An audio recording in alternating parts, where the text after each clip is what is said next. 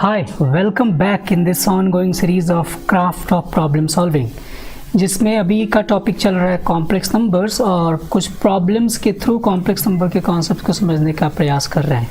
तो अब तक हमने पिछले 7 एपिसोड्स में कुछ अच्छे क्वेश्चंस को डिस्कस किया है जो कि जेईई एडवांस में पूछे गए क्वेश्चंस हैं और आईआईटी जेईई में पूछे गए क्वेश्चंस थे। आज के एपिसोड नंबर 8 में हम करने वाले हैं ईयर 2016 और 2017 में कॉम्प्लेक्स नंबर टॉपिक्स से पूछे गए क्वेश्चंस को डिस्कस और उसमें देखते हैं कि हम क्या समझ पाते हैं और क्या चीज़ें निकल के आती हैं। Let us see. Alright, so this is the first question we have. ये क्वेश्चन ईयर 2016 में पूछा गया है और ये दे रखा है कि z एक कॉम्प्लेक्स नंबर है -1 + √3 आयोटा बाई 2। तो आपने आइडेंटिफाई कर लिया होगा कि ये क्यूब रूट से इन्फिनिटी है।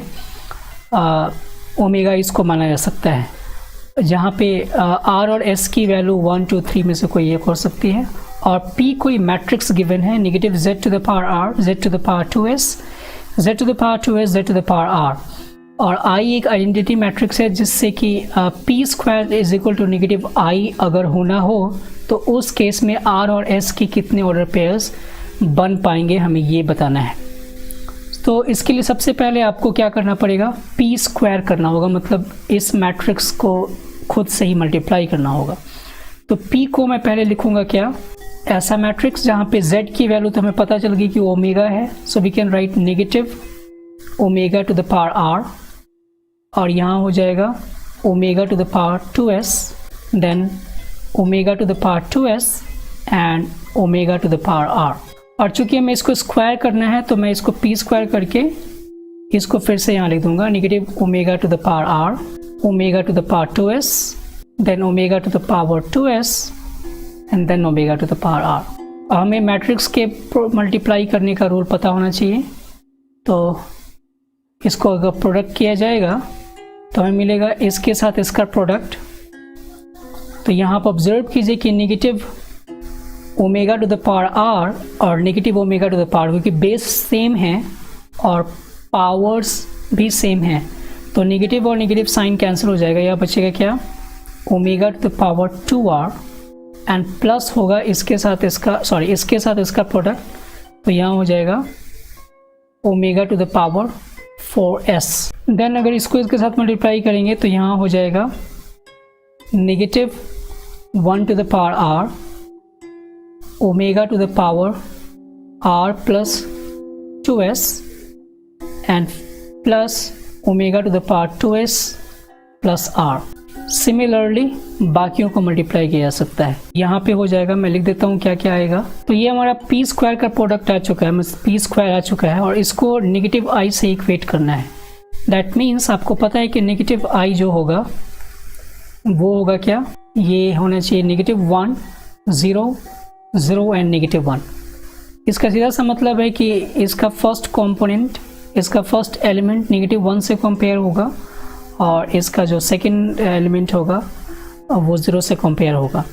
तो हम सीधे वही काम करते हैं, यहाँ लिखेंगे omega to the power 2r plus omega to the power 4s should be -1 और यहाँ पे लिख सकते हैं क्या, -1 to the power r, omega to the power r plus 2s and then omega to the power 2s plus r is equal to 0। अब जरा इस सेकेंड पार्ट को ऑब्जर्व कीजिए, -1 टू द पावर r है और ये जो क्वांटिटी है वो सेम क्वांटिटी यहाँ है, यानी कि अगर मैं इसका साइन नेगेटिव कर दूँ तो अपने आप ही कैंसिल होकर 0 आ जाएगा। दैट मीन्स कि r की वैल्यू यहाँ पे आप 1 डाल सकते हो या फिर 3 डाल सकते हो, तो ऑब्वियसली यहाँ पे ये 0 हो जाएगा और s की वैल्यू चाहे कुछ भी डालो उससे कोई फ़र्क नहीं पड़ेगा, एक दूसरे के नेगेटिव हो जाएंगे और 0 हो जाएगा। अब जरा इस पे विचार करते हैं। इसको तो मैं लिख देता हूँ omega to the power 2r as it is, लेकिन इसको लिख सकता हूँ omega to the power 3s into omega to the power s। जिससे होगा क्या कि मैं omega to the power 3s, क्योंकि आपको पता है कि ओमेगा क्यूब की वैल्यू हो जाती है 1 और ये भी पता है कि 1 + ओमेगा स्क्वायर की वैल्यू होती है 0। तो omega to the power 3s की वैल्यू हो जाएगी 1, चाहे कोई भी s आप डालो। तो बचेगा क्या, ये हो जाएगा omega to the power 2r plus omega to the power s is equal to -1। तो यहाँ आप अगर r की वैल्यू 1 डालोगे तो s की वैल्यू को 1 डालना पड़ेगा एंड देन आर की वैल्यू अगर आप 2 डालते हो तो ये वाला पार्ट बन जाएगा क्या, ओमेगा। तो हमें इसको ओमेगा स्क्वायर लाने के लिए एस की वैल्यू को 2 डालना पड़ेगा, और बाकी अगर आर की जगह आप 3 डालोगे तो ऑब्वियसली, और एस की वैल्यू 3 डालोगे तो सेटिस्फाई नहीं हो पाएगा। तो इसका मतलब कि r इज इक्वल टू 1 और s इज इक्वल टू 1 ही एक पेयर बन पाएगा, क्योंकि r इज इक्वल टू 1 को यहाँ पे होना जरूरी है। r की वैल्यू 3 तो ये इधर सेटिस्फाई नहीं करेगी, लेकिन r की वैल्यू 1 यहाँ सेटिस्फाई करेगी। तो दोनों को एक साथ मतलब एक साथ सेटिस्फाई होना है, इस वजह से r1 एंड s1 ही एकमात्र सोल्यूशन होगा, और इस वजह से एक ही ऑर्डर पेयर इसके लिए संभव हो पाएगा। सो इसका आंसर होगा 1। बाय द वे, इसको हम ऐसे भी सोच सकते हैं कि अगर हमारे पास r की वैल्यू 1 है तो r की वैल्यू जब यहाँ पे मैं 1 पुट करूँगा इस इक्वेशन में, so you will get omega squared omega to the power s is equal to -1, और जिससे s की वैल्यू 1 मिलेगी तभी ये पॉसिबल हो पाएगा।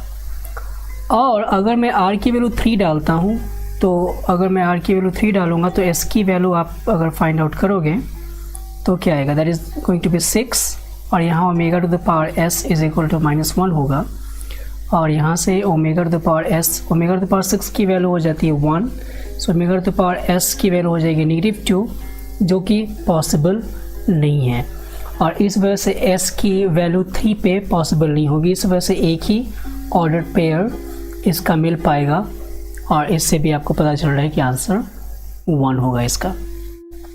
ओके, अब बढ़ते हैं इस क्वेश्चन में। इस क्वेश्चन का पार्शियल सॉल्यूशन मैंने लिख दिया है पहले ही। तो ए बी रियल नंबर है जहाँ पे a square plus b square not equal to 0, और एस एक सेट है कॉम्प्लेक्स नंबर्स का जहाँ पे z is equal to 1 by a plus i b t दे रखा है, जहाँ t belongs to real number and again t not equal to 0।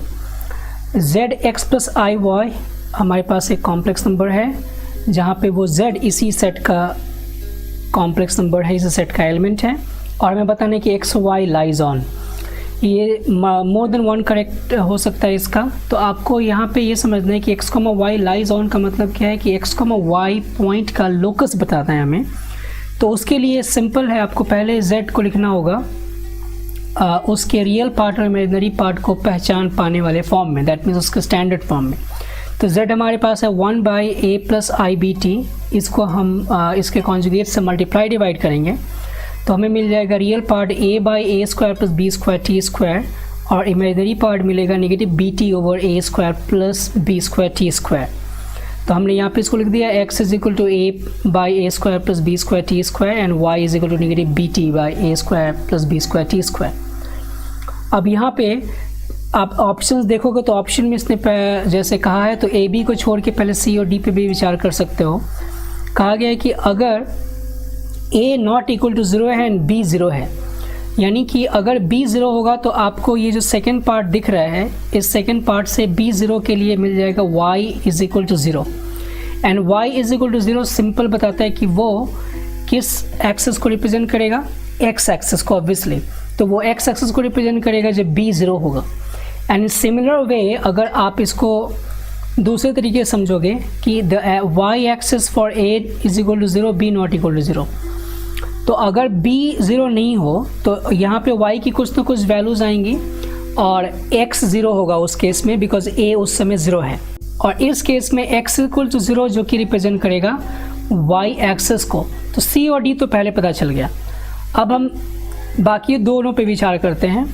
तो अगर आप इन दोनों को ऑब्जर्व कीजिए तो आपको पता चलता है कि अगर मैं इन दोनों को स्क्वायर कर दूं, x square and y square, और दोनों को ऐड कर दूं तो जिससे न्यूमरेटर जो होगा वो मिलेगा a square plus b square t square, and denominator a square plus b square t square का होल स्क्वायर मिलेगा, जिससे एक फैक्टर जो a square plus b square t square का है वो कैंसिल होगा और ये मिल जाएगा 1 by a square plus b square t square. But remember यहाँ से हम क्या रख सकते हैं, एक्स की 1 by a square plus b square t square की वैल्यू रखी जा सकती है एक्स बाई ए, जिससे आपके पास एक इक्वेशन मिला x square plus y square is equal to x by a, and जिसको फर्दर सिंप्लीफाई करके आप लिख सकते हैं x square plus y square minus 1 by 2a times x into 2, जिसको मैं बनाना चाहता हूँ क्या x माइनस 1/2a का होल स्क्वायर, ताकि मैं सर्कल रिप्रेजेंट करा सकूं उसको। यहाँ मिल जाएगा क्या, x minus 1/2a the whole square plus y square is equal to 1/2a the whole square, जिससे कि ये एक सर्कल रिप्रेजेंट करता है जिसका सेंटर 1/2a, 0 है और रेडियस 1/2a है।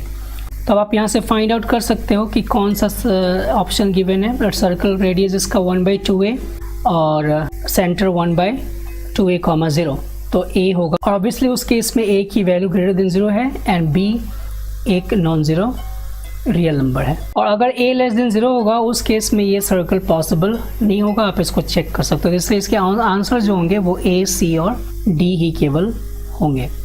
अब आते हैं अपने लास्ट क्वेश्चन पे। इसमें कहा है कि a, b, x and y be real number such that a minus b is equal to 1 और यहाँ imaginary part of z plus 1 is equal to y। आपको पता है कि a minus b is equal to 1 दे रखा है, तो आप इस a को रिप्लेस कर दीजिए। पहले a को रिप्लेस कीजिएगा तो b प्लस 1 से रिप्लेस कर देना होगा, तो ये हो जाएगा b plus 1 times z and plus b z plus 1। अब हम क्या करते हैं कि इनमें से b को कॉमन ले लेते हैं, तो हो गया क्या, इमेजिनरी पार्ट ऑफ, यहाँ से b कॉमन आएगा तो हो जाएगा क्या, b times z plus 1 and plus z divided by z plus 1, जिससे अब क्लियर पता चलता है कि इमेजिनरी पार्ट ऑफ, अगर आप इसको सेपरेट करोगे तो मिल जाएगा b and plus z by z plus 1 equal to y। ऐसा करने से फ़ायदा क्या हुआ कि हमें पता है कि b एक रियल नंबर है। आप देखिए पहले दे रखा है कि b एक रियल नंबर है, तो जब b रियल नंबर है इसका साफ सा मतलब है कि imaginary part of b plus कोई कॉम्प्लेक्स नंबर आएगा तो b का कोई कंट्रीब्यूशन नहीं होगा उसको इमेजिनरी पार्ट में देने में। इसका सीधा सा मतलब है कि हम b को यहाँ से हटा सकते हैं और हमें केवल इस पर कंसिडर करना है कि ये इमेजिनरी पार्ट जो देगा उसी को y से इक्वेट कर सकते हैं।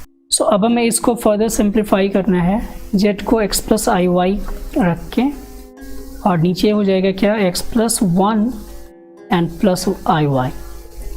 अब आप इसके कॉन्जुगेट से मल्टीप्लाई डिवाइड कीजिएगा, यहाँ पे ऐसा होगा एंड ऑफ कोर्स इसका हमें इमेजिनरी पार्ट चाहिए और इसको इक्वेट करना y से। इमेजिनरी पार्ट का मतलब है कि वही पार्ट जो y के साथ मल्टीप्लाइड होके, सॉरी i जिसके साथ हो, तो x के साथ अगर इस माइनस आई वाई को करेंगे तो i आएगा, दैट मीन्स हम एक्स वाई को ले सकते हैं इमेजिनरी पार्ट, और y के साथ इसको करेंगे तो आएगा, दैट मीन्स कि ये हो जाएगा plus x plus 1 y and divided bye, denominator में तो सारे रियल हैं तो इमेजिनरी पार्ट में जाएंगे ही उसके x square plus y square, क्योंकि जब आप ऑफ कोर्स जब आप सेपरेट करोगे रियल और इमेजिनरी पार्ट को तो ये डिनोमिनेटर होगा रियल पार्ट के साथ भी जाएगा, इमेजिनरी पार्ट के साथ भी जाएगा और यहाँ बच जाएगा वही। तो मैंने केवल इमेजिनरी पार्ट एक्सट्रैक्ट करके रख लिया। अब इसको फर्दर सिंप्लीफाई कीजिएगा तो डिनोमिनेटर में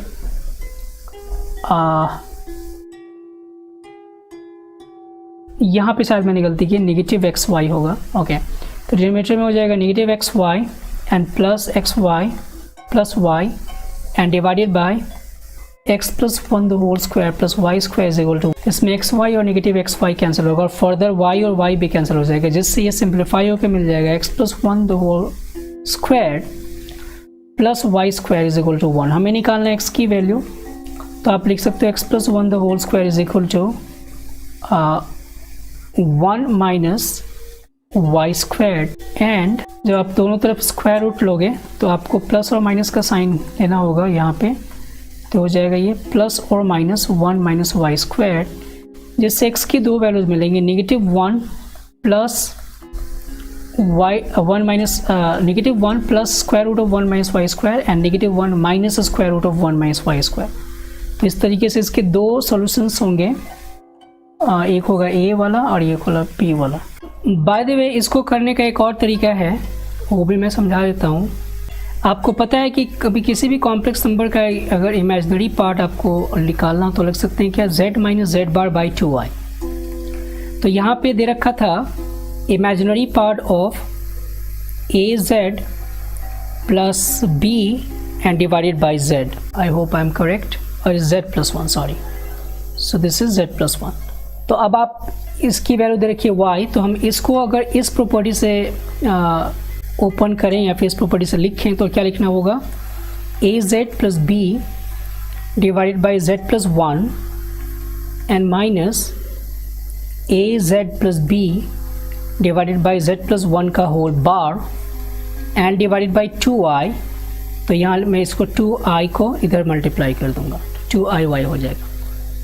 देन आप कॉन्जुगेट की प्रॉपर्टी से इसको ओपन कीजिए एंड एक्सपैंड कीजिए, तो आपको z और z बार के फॉर्म में एक लंबा सा इक्वेशन मिलेगा, और उस इक्वेशन में आप जहाँ भी z बार देखोगे उसको आप लिख सकते हो x square plus y square, और जहाँ भी z प्लस z बार दिखेगा उसको आप लिख सकते हो 2x एंड सो ऑन। और उसको सिंप्लीफाई करके जब आप आगे लास्ट तक ले जाओगे x और y के फॉर्म में लिखोगे तो आपको वही आंसर मिलेगा जो हमने यहाँ पे फाइंड किया। बट मैं आपको सजेस्ट करूँगा कि ये जो तरीका है आप अप्लाई मत कीजिएगा, बिकॉज ये लेंथी प्रोसेस है करना। But anyway it is another way. Alright, so that's it for today. In next episode we are going to do problems asked in year 2018 and 2019. So till then keep solving problems and take care. Bye.